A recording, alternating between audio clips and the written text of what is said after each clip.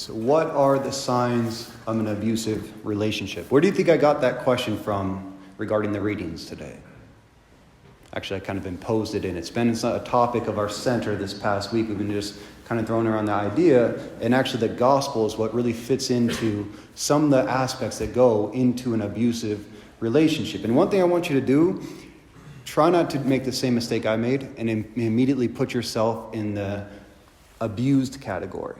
Because one thing I found when I was studying this is that every single human being in every system can become an abuser just as much as the abused. So we shouldn't be so quick to always put ourselves in the victim mentality here. But I really found there's two primary characteristics that go into an abusive relationship. That's loss of freedom and living in fear. The actual definition in the dictionary says it's in a pattern of abusive and coercive behaviors used to maintain power and control over another. All right, so for the victimizer, for the perpetrator, it's always characterized by manipulative behavior for the sake of having control over the other person. And for the victim of that, it's usually characterized by less control over their life, so lack of freedom, and living in fear. By that definition, every parent is an abuser and every child is the abused. We'll talk about why that's not the case. But this can really happen in any relationship. It's just a matter of where I'm living in fear and my freedom is being restricted. But the problem is, what's so difficult is that most people, they say this is the biggest problem, is most people when they're inside of a relationship that's toxic, that it's abusive, they won't believe people that are outside. That's why you need to trust other people when they tell you warning signs, because we're really good at human beings on justifying the bad decisions that we're making when we're inside of it. Harriet Tubman, there's a quote that's often given to her, whether it's true or not. She said, "I freed 1,000 slaves. I could have freed 1,000 more had they realized that they were slaves." And that's why manipulators oftentimes will try to convince their victims that they're doing it for their good. I have you on my plantation to help you out. I'm trying to give you a good life. Why don't you see that? So this doesn't just happen in romantic relationships. This can happen in many different kinds. But romantic relationships, for one example, I knew a girl once. She used to be like the life of the party type of girl. Very beautiful, very fun, kind. She had a wide group of friends. She started dating an older man who was outside of her friend group. And little by little, she stopped hanging around with her friends so much, which is normal when you get in a relationship. But little by little, she stopped talking to them almost altogether. She stopped talking to her family. She oftentimes looked disheveled and very shaky. She just lost communication. What they found out was that her boyfriend started to give her a narrative of her life that your friends are trying to break us apart, right? I want to protect our relationship. Therefore, don't hang around with them. Same thing with your parents. They don't believe in us. It's just you and me, baby. It's just all we need. And little by little, he was the only voice that she would listen to. And it was his voice that dictated their relationship. And that's what got her stuck in that cycle of an abusive relationship. Elvis also knew something about abusive relationships, except on the masculine side, because men will often use physical power to abuse a woman, but women will use emotional tactics in order to keep a man constricted. Anyone know the song Suspicious Minds? Elvis, right? We can't go on together with suspicious minds, and we can't build our dreams on suspicious minds. So emotional abuse can happen on a woman's side when she's constantly mate guarding the man and keeping him from really going out and also living his life in freedom. It's really characterized basically by fear. This can happen in relationships with parents. Parents who refuse to allow their children to grow up. I knew a woman whose husband left, and she used to give her child placebos, make him think that he was sick often, and that if he ever went outside, it was too dangerous. He had to stay inside. Well, it's because she'd experienced that loss of her husband, and so she was overprotecting her child. I also talked to a man who he always wanted to be a priest. He knew since he was in elementary school he was called to be a priest. But his parents threatened not only to cut off money, but they would disown him from the family if he ever followed that call. And so because of that, he ended up denying it and, got married, went on with his life. But he came to me saying, there's still a part of me. I always knew that I was meant for a different vocation. So parenting is really important because parents are supposed to constrict your freedom when you're younger. That's why they're there. It's like a plant. A plant needs to be protected in order to grow healthy, right? But you don't keep a plant in a greenhouse forever. It needs to learn how to adapt to new environments. So the goal of parenting is when the child is getting older, you give them more and more freedom to become who they are so that they can go into the world and survive in the midst of the danger. You don't overprotect them once they're adults. Abusive relationships can happen with governments. And that's actually the norm of human history. We have something unique. We have had something unique in America. Governments will always try to take more and more freedom from their subjects for the sake of what? Control and power, right? Our founding fathers understood that very well. That's the whole reason they came to America in the first place. That's why Benjamin Franklin once said, any society that will give up a little liberty to gain a little security will deserve neither and will lose both. Just like an abusive boyfriend who convinces his girl that he's doing it for her good. Governments over and over again will strip their subjects of their freedom, trying to say, but we're doing it for your protection. But the problem is we weren't made for security. We were made for freedom. And if you ever have the choice between the two, history shows us you never sacrifice security to get freedom. You never sacrifice freedom to get security. Aha, you're paying attention. The PC cancel culture, political correct cancel culture, is showing signs in our media of abusive boyfriends. They bully and vilify and cancel and call hate speech any opinion that doesn't conform to the popular narrative of our times. When you lose your ability to speak, to even express your opinion, that's slavery. There's nothing more important for us as human beings than to be able to speak our opinions, even when we're wrong. Because it's only when you're able to speak your opinion out loud can other people tell you how stupid you are. And then you can change the way you think. It's really effective. It's good. All right? But if I can't say what I think out loud, you guys are lucky. You don't have to do it in front of a couple hundred people every single day. All right? A lot of people think I'm stupid, but I'm also getting smarter every time I get that corrected. You have to be able to speak what you think, because that's the only way you can get other opinions, and then you can wrestle with that and come to truth. That's why Voltaire, he was a famous atheist, Middle Ages, but he said, I may not agree with your opinion, but I'm willing to die for your right to be able to express it.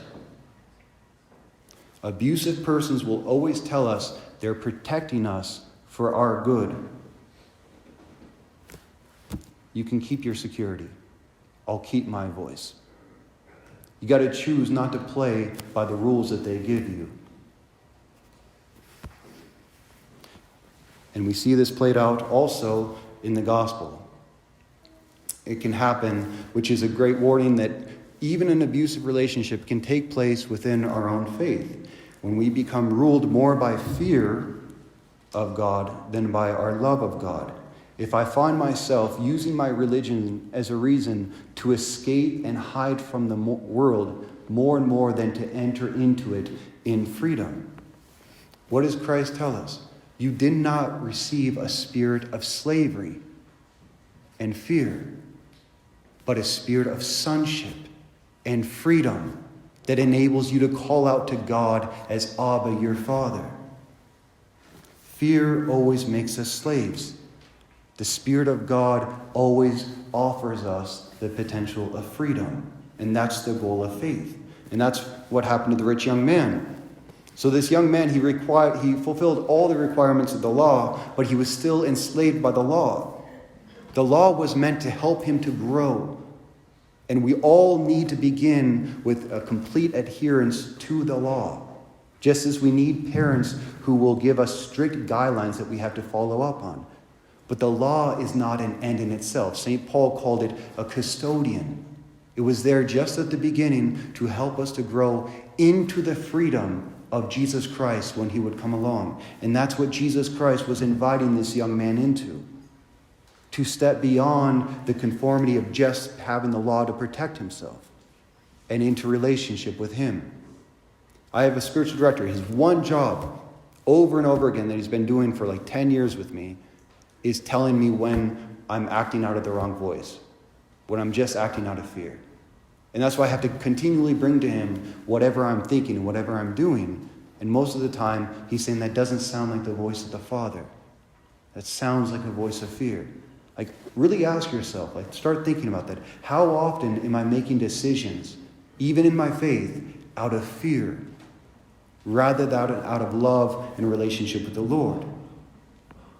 So it says that he was there hidden behind the law, safe life, and Christ, looking at him, loved him and said to him, "Follow me." So Christ always calls us beyond our comfort zone into relationship out of love. The devil speaks to us through fear. Every abusive relationship is spoken out of fear. God speaks to us out of love. And he calls us forth into freedom in love. The difficult, though, thing that we have to understand about ourselves is we would rather be enslaved than be free. Why do you think that is? Comfort. There's a certain comfort in just obeying whatever this other person I seem is more powerful than me telling me what to do. There's a vulnerability that comes with the freedom of Jesus Christ. There's a vulnerability that comes with stepping outside your parents' protective nest that you grew up in. There's a vulnerability that goes beyond just doing all the right things and actually living according to your conscience. There's a vulnerability that comes with being able to say no to the government when they're asking you to do things that violate your conscience. That's why most people will not do it. And that's why that girl stayed in that abusive relationship with that boyfriend, because he became the only voice narrating her reality. And in that voice was a certain kind of comfort. Last thing I want to talk about is I thought this was really fascinating. There's one characteristic that goes with every perpetrator in an abusive relationship. One common characteristic. They do not know their father. Perpetrators of an abusive relationship do not have a healthy, loving relationship with a father. And it makes complete sense, because when we do not have that, then we ourselves act out of fear. So in relationships, men who are more abusive to women never learned love of their own father. So oftentimes out of fear of losing that woman, right, that is now the most important relationship in their life, they'll use whatever means they can to keep her in place. And women who didn't have a good father in their life can do the same thing to the man on an emotional level out of fear of losing that masculine figure that she didn't have when she was younger. Governments become tyrannical when they become atheists 100% of the time. And atheistic, tyrannical governments are the deadliest governments we've ever seen in the history of the world. More casualties in the 20th century than all the other centuries combined on what atheistic governments will do to their people. Because they don't recognize God as their Father, whose commandments they're meant to protect, not treat as suggestions that we can change or vote on. Commandments of God are not up for negotiation by human beings or by governments. But because they don't see anyone above them, when a government doesn't recognize God as their Father, they become their own God. And then they decide for us what is right and what is wrong, and then they impose that on everybody and silence anyone who would say contrary to it. Atheistic governments always become tyrannical, abusive boyfriends, and it's just a matter of time. As little by little we trade liberty for security. In Catholicism, it can happen to all of us. When we do not know the love of the Father, we become easily susceptible to tyrannical rulers and our own scrupulosity. We become obsessed with our own sinful follies. Christ accused the Pharisees of being obsessed with the law. And what was the reason he said that they were obsessed with the law? Because you do not know my Father. It was because they didn't know the Father that they looked at the law for their salvation. So how do we keep from living in an abusive relationship or becoming abusers ourselves? On our own, we have to understand it's impossible. It's just the way of the world. That's why Christ said, for human beings it is impossible, but not for God. All things are possible for God. Christ came to show us the love of the Father and call us into the freedom of that relationship in love. And that's why only the Son can truly set us free. It's the wrong kind of love that ends up enslaving us in abusive relationships. Therefore, it's the right kind of love that actually has the hope to set us free in the end. And when we know that love of God, when that relationship with the Father is the relationship that defines my life, no human being, no government, no PC culture, and no tyrannical religious person can ever have control over any of you. For we know the Son who is coming to us now on this altar. And through him and with him and in him, we can all pray the words that Christ himself came to teach us. Our Father. And that's the kind of love that truly sets us free.